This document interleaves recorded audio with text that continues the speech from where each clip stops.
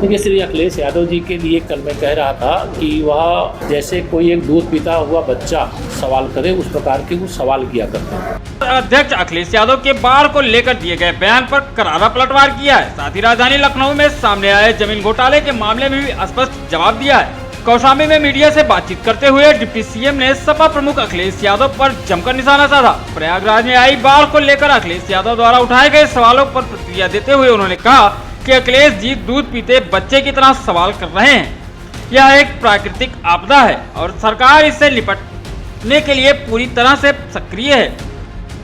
देखिए, श्री अखिलेश यादव जी के लिए कल मैं कह रहा था कि वह जैसे कोई एक दूध पीता हुआ बच्चा सवाल करे, उस प्रकार के वो सवाल किया करते हैं। प्रयागराज या प्रदेश में या देश में कहीं पर भी यह बाढ़, भूकंप या जहाँ समुद्री क्षेत्र है वहाँ सुनामी, यह एक प्राकृतिक आपदा है और प्राकृतिक आपदा के लिए सरकार को जितने जरूरी प्रबंध समयबद्ध तरीके से करना चाहिए वो किए गए हैं और आगे भी अगर कोई ऐसी परेशानी आएगी तो वो किया जाएगा।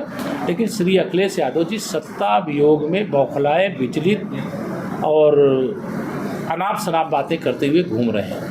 जहां भी कोई समस्या है उसका समाधान किया जाएगा। सत्ता से बाहर रहने की बौखलाहट में वह अनाप शनाप बयानबाजी कर रहे हैं। गौरतलब है कि अखिलेश यादव ने हाल ही में प्रयागराज में बाढ़ और राहत कार्यों को लेकर यूपी सरकार पर जमकर सवाल उठाए थे।